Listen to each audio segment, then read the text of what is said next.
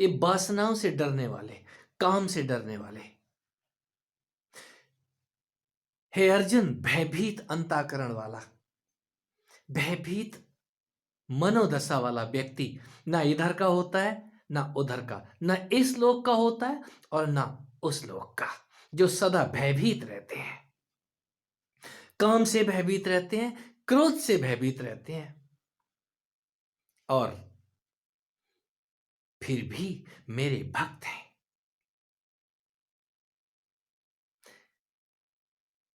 मेरा भक्त मुझको जान के उस परम शांति को प्राप्त होता है। फिर वो शिकायत नहीं करता। ये आपकी शिकायतें कहां से उठती हैं? हमारा काम जाता क्यों नहीं है?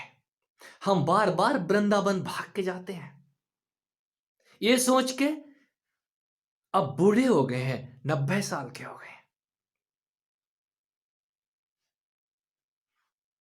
जब वृंदावन में जाना चाहिए था तब आप वृंदावन नहीं गए, अब बुढ़ापे में वृंदावन जा रहे हैं। कोई बात नहीं, जरूर जाना चाहिए। हमारा काम जाता क्यों नहीं है? वासना जाती क्यों नहीं है?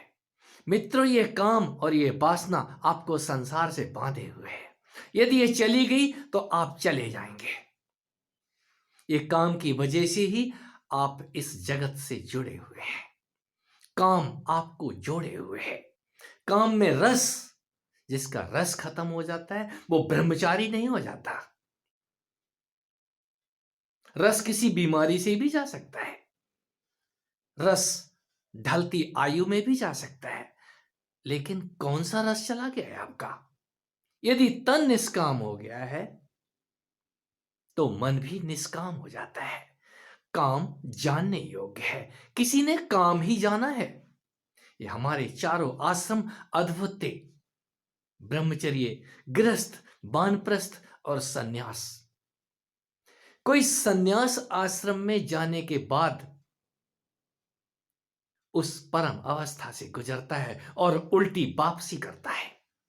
कोई सन्यासी ही वानप्रस्थी होता है, अपना सब कुछ लुटाने की हिम्मत जुटाता है, वो कुछ भी संग्रह नहीं करता।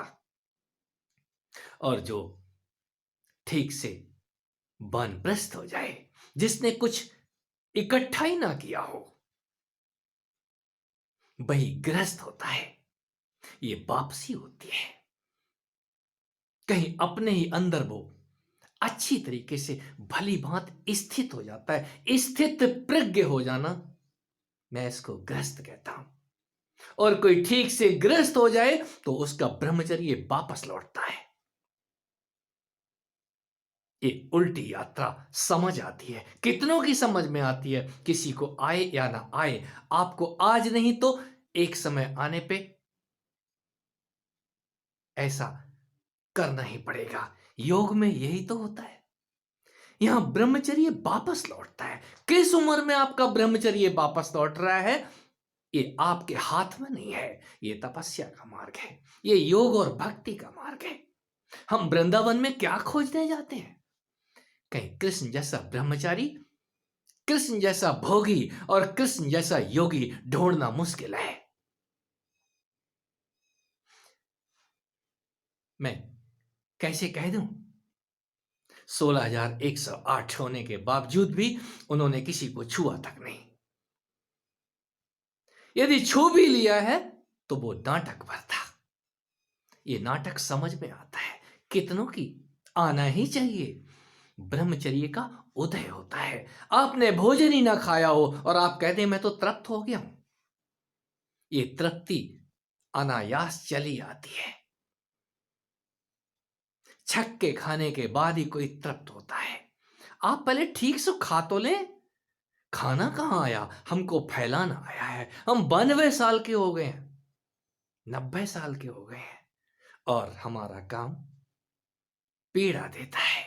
काम पीड़ा नहीं देता, काम आपको जगाता है। ये जागेश्वर, बागेश्वर, यदि किसी ने नाम सुने हैं, हम शिवालयों के नाम पे जागेश्वर, कामेश्वर, बागेश्वर दक्षिणेश्वर, दक्षिणेश्वर उत्तरेश्वर क्यों नहीं रखा हमने? क्योंकि वो दक्षिण में है, नीचे है। और कोई नीचे से ही उठ करके कैलाश की तरफ यात्रा करता है।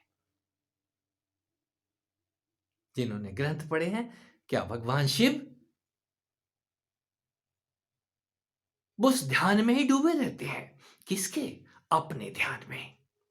एक काम आपको ऊपर को उठाता है, काम आपको जगाता है। एक काम, काम को बेकार मत समझो, लेकिन कोई काम में ही उलझा रहे, काम आपको मार देगा। और काम ही है जो आपको जगा के आपको तारने की तरफ लेके चलता है। ये दिए की ज्योति है। जो इस ज्योति से परिचित होते हैं वो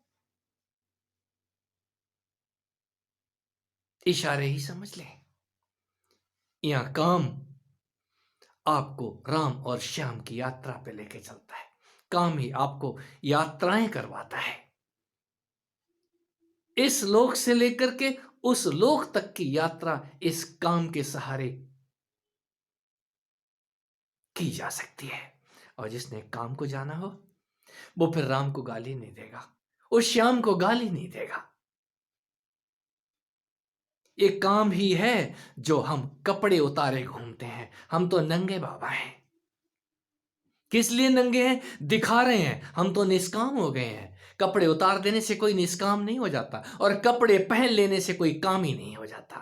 ये अंदर की अवस्थाएं जन्म लेती हैं अपने आप। वो सब का सब महात्म्य चला आता है। आप घुटने तो टेकें, उस काम के आगे घुटने टेकें। उस काम को गाली ना दें, उस काम को सहजता से अहोभाव से लें। और जिसने ये बातें चाहे हमारे शिव सूत्र में वर्णित है, शिव ज्ञान अद्भुत है। और मैं इतना ही कहूंगा, जिनके ये सवाल है, हम क्या करें? आप कुछ मत करें, शांति से बैठ के, धैर्य से बैठ के इंतजार करें। और आप जो कुछ भी कर रहे हैं उस भक्ति में डूबे रहें। जो कुछ भी दिया हुआ है उसी श्याम और राम का दिया हुआ प्रसाद है। वही विष्णु रूप से भगवान शिव भी हैं। आपके शरीर में यदि उनका उत्थान ही ना हो, वो उनका उदय ही ना हो, वह काम सूरज स्वरज है। वो काम ही आपको इस रजमय जगत से परिचित करवाता है। आपके पास काम नहीं होगा तो आप आगे नहीं बढ़ पाएंगे। ये काम का कौतूहल आपको आगे बढ़ाता है।